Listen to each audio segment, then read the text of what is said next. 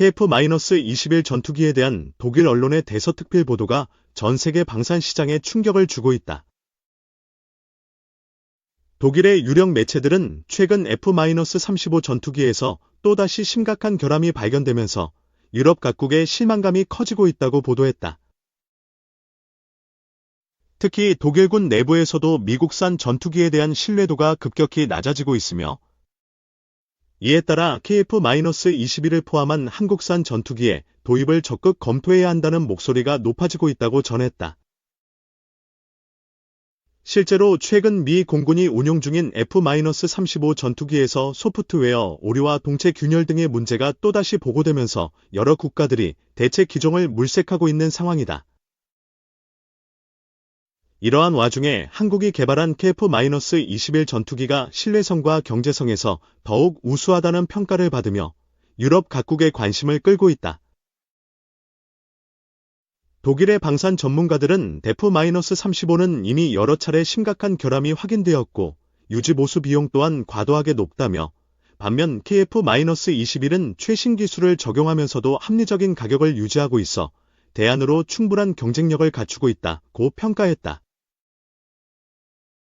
또한 KF-21이 스텔스 성능을 비롯한 전자전 시스템에서 빠르게 발전하고 있으며 유럽 공군이 필요로 하는 다양한 작전 능력을 충분히 충족할 수 있을 것이라는 분석도 나오고 있다. 독일 언론들은 특히 KF-21이 유럽의 차세대 전투기 도입 계획에서 중요한 역할을 할 가능성이 높다고 전망하고 있다.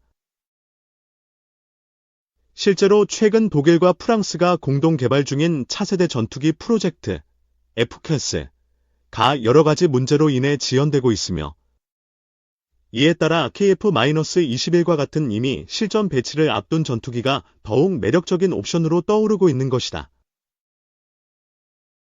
특히 KF-21은 한국의 독자적인 기술력으로 개발된 전투기이며 F-35와 달리 운영 비용이 낮고 유지보수도 용이하다는 점에서 유럽 국가들의 요구사항을 충족할 수 있는 최적의 대안이라는 평가를 받고 있다. 독일군 관계자는 KF-21은 현대전에서 요구되는 모든 기술을 갖추고 있으며 미 공군조차 인정할 정도의 성능을 보여주고 있다며 현재로서는 미국산 전투기보다 한국산 전투기가 더욱 신뢰할 수 있는 선택지가 될 가능성이 크다고 말했다. 이러한 흐름 속에서 독일뿐만 아니라 유럽 각국에서도 KF-21 도입을 검토하는 움직임이 포착되고 있다. 이미 폴란드와 루마니아 등 동유럽 국가들은 KF-21에 강한 관심을 보이고 있으며 독일 역시 전투기 도입 계획을 재검토하면서 한국과의 협력을 논의하고 있는 것으로 알려졌다. 전 세계 방산 시장에서 한국산 무기 체계가 점점 더 신뢰를 얻고 있는 가운데 KF-21이 유럽 시장에서 새로운 돌풍을 일으킬 수 있을지 귀추가 주목된다. 한국항공우주산업, KAI 개발 중인 KF-21 보라매가 세계에서 가장 진보한 10대 전투기에 이름을 올렸다. 미국과 중국, 러시아 등 쟁쟁한 국가들의 전투기와 어깨를 나란히 함으로써 한국 방위 산업의 기술 수준을 높이 평가받은 것으로 풀이된다. 27일, 현지 시간, 항공 전문 매체 에어로타임어블은 전 세계에서 가장 진보한 전투기 10대를 꼽으며 한국의 KF-21도 포함시켰다. KF-21은 4.5세대 전투기로 표방되지만 5세대와 호환 가능한 설계와 높은 잠재력이 최대 장점인 것으로 평가받았다. 특히 능동이 상배열 레이더와 무기창의 업그레이드를 통해 무기를 내부에 장착할 수 있게 된다면 진정한 5세대 전투기가 될 것으로 내다봤다. KF-21 외에 가장 진보한 전투기로 뽑힌 것은 미국 로키드 마틴의 F-22 랩터와 F-35 라이트닝, 미국 보잉의 F-15EX 이글. 중국의 첫 5세대 전투기 J-20 마이트 드래곤과 선양 FC-31 러시아의 수-57과 수호이 수-35S 유럽의 유로파이터 타이푼 프랑스 다소의 라팔 등이다. 선정된 기종들을 살펴보면 미국이 3대, 중국과 러시아가 각각 2대, 유럽에서 2대 등으로 항공기 제작에는 높은 공학기술과 경제적 뒷받침이 상당히 필요하다는 것을 방증하고 있다. 이 중 최고의 전투기로 꼽힌 것은 미국이 20년 전 처음 설계한 F-22 랩터로 강력한 성능 덕분에 타국으로의 수출은 전면 금지됐으며 벡터링 엔진과 강력한 스텔스 기능을 특징으로 한다.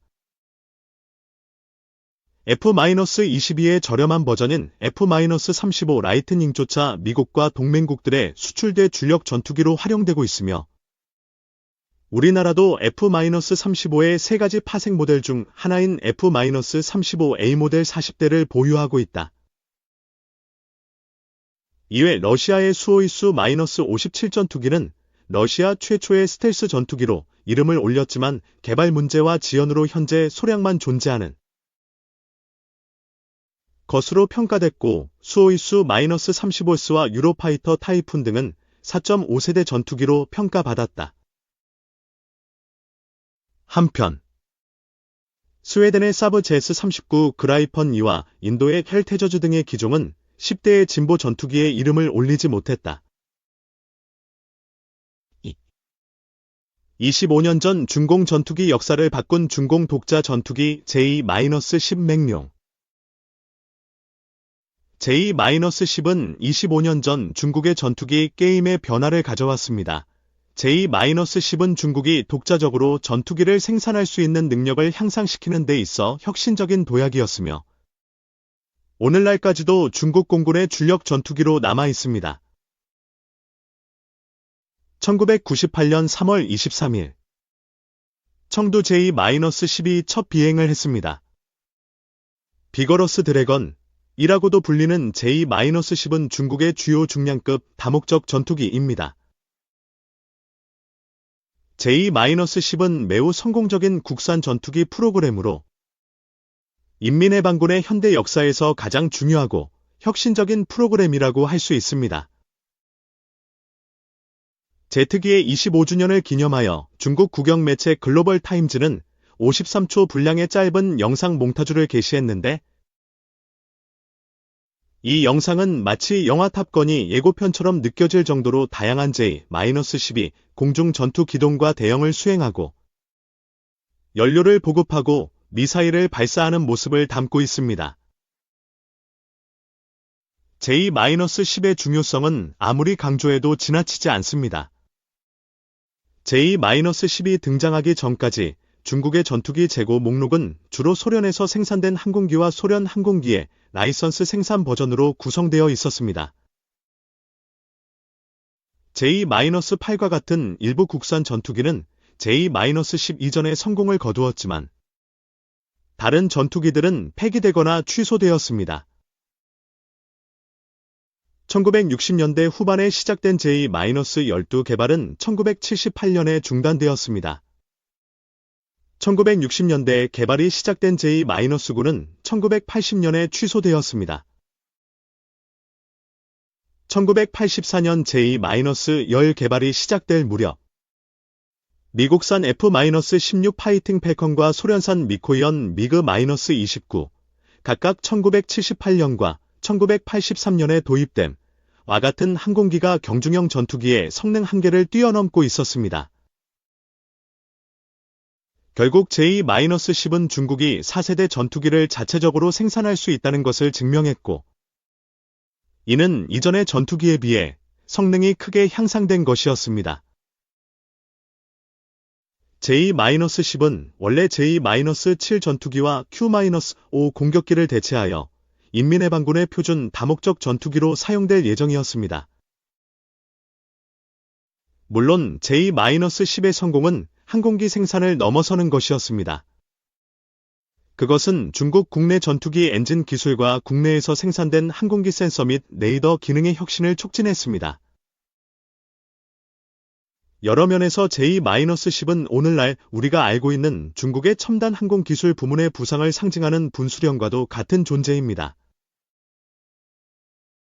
청두 항공기 회사가 설계하고 제작한 이 항공기의 초기 개발은 느리게 진행되었습니다. J-10의 기초가 된 J-96 또는 J-9B로 지정된 설계는 1986년에 결정되었습니다. 1990년대 초, 이 항공기의 실제 크기의 목재 모형이 제작되었고 1991년에 완성되었습니다.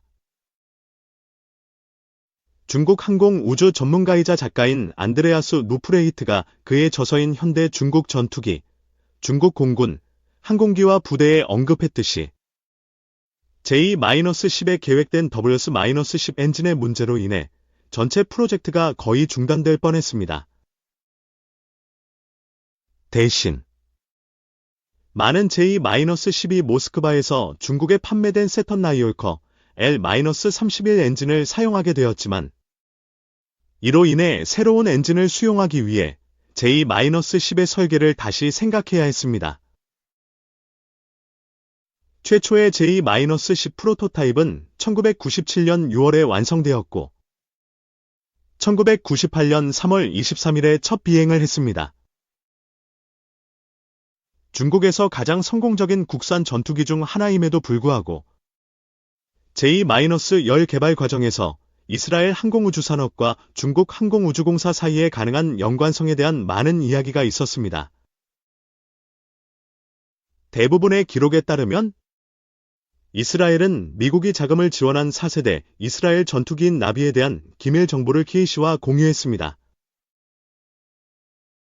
나비는 1980년대에 개발된 4세대 이스라엘 전투기와 유사한 구성을 가지고 있었지만 이 항공기는 1987년에 취소되었습니다. 1980년대에 개발된 4세대 이스라엘 전투기와 유사한 구성을 가지고 있었습니다.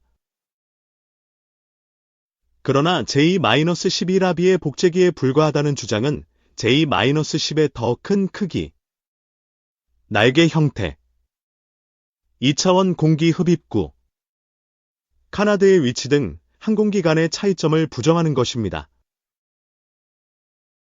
수평 안정기가 없는 델타 날개 구조를 보완하기 위해 J-10은 한 쌍의 관절식 카나드 전방 날개를 갖추고 있어 매우 민첩합니다. 독특한 공기 흡입구와 동체 아래에 있는 스플리터 플레이트가 있어 L-31FN 엔진에 안정적인 공기를 공급합니다. 델타 카나드는 공기역학적으로 불안정하기 때문에 J-10은 디지털 플라이 바이 와이어 제어 시스템을 갖추고 있습니다. J-10은 또한 여러 가지 다른 기술을 갖추고 있는데 초기 버전은 난징전자기 수령 구소에서 개발한 타입 1473 화력 통제 레이더를 사용합니다. J-10은 또한 광각 헤드업 디스플레이가 장착된 유리 조종석과 여러 개의 다기능 디스플레이를 포함하여 현대 전투기의 전형적인 다른 현대 항공전자 장치를 갖추고 있습니다. 초기 J-10의 항공기 대부분은 중국에서 생산된 단거리 적외선 유도 공대공 미사일인 PL-8과 반능동 유도 중거리 암인 PL-12를 탑재하고 있었으며 이후 능동 레이더 유도 중거리 암인 PL-12로 대체되었습니다.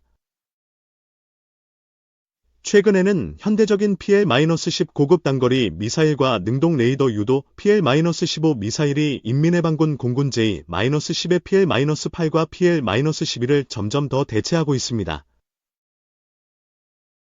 이 미사일과 중국의 광범위한 공대공 미사일 목록에 대한 자세한 내용은 여기에서 확인할 수 있습니다. 이 항공기는 다양한 공대지 및 대함 무기를 탑재할 수 있습니다. 예를 들어 표적포드와 함께 이 항공기는 S-500J 정밀 유도, 폭탄이나 최신 기가바이트 1TG 500과 같은 유도 공대지 무기를 탑재할 수 있습니다. J-10A와 지상 기반의 해군용 J-10 변형 외에도 중국은 J-10S 또는 해군용 J-10SG로 알려진 2인승 변형기를 개발했습니다. 2인승 J-10S는 2003년에 첫 비행을 했고 2005년 말에 인증을 받았으며 그 직후 인민해방군 공군에 배치되었습니다. J-10 항공기에 전자장치를 수용하는 확대된 도어셀 스파인을 특징으로 합니다. 최초의 J-10A 모델 중 마지막 모델은 2014년 초에 완성되었습니다. 러프렉트에 따르면 2002년부터 2014년까지 224대 이상의 1인승 J-10A와 약 48대의 2인승 J-10H가 생산되었습니다. 여기에는 해군 항공 J-10A와 그에 상응하는 쌍발 J-10셋, 그리고 일부 고개 비행 전용기들이 포함됩니다. J-10의 다음 시리즈 생산 버전인 J-10B는 2009년 3월에 처음 공개되었습니다. 이 항공기는 구형 모델에 비해 추력이 향상된 세턴 나우커 L-31FN 시리즈 3 엔진을 사용합니다. 또한 J-10B는 F-35 라이트닝2에서도 볼 수 있는 개념인 새로운 고정형 디버터리스 초음속 흡입구를 특징으로 합니다. 캐노피 앞쪽에 새로운 적외선 탐색 및 추적 시스템과 레이저 거리 측정기 볼이 포함되었으며 3개의 대형 컬러 MFD, 헬멧 장착 디스플레이, 광각 홀로그램 후드가 포함된 업데이트된 유리 조종석이 포함되었습니다. 다른 장비의 경우 J-10B는 재구성된 레이돔 아래에 새로운 레이더를 탑재했습니다. 이 레이더는 X밴드에서 작동하는 수동 전자 스캔 어레이, 파세 시스템입니다. 607 연구소에서 개발한 이 레이더는 중국 전투기용으로 제작된 최초의 레이더로 추정됩니다. 러프렉트의 주장에 따르면 J-10B에는 14번째 연구소에서 개발한 능동 전자 스캔 어레이가 탑재될 것으로 예상되었지만 이 레이더는 제때에 준비되지 못했습니다.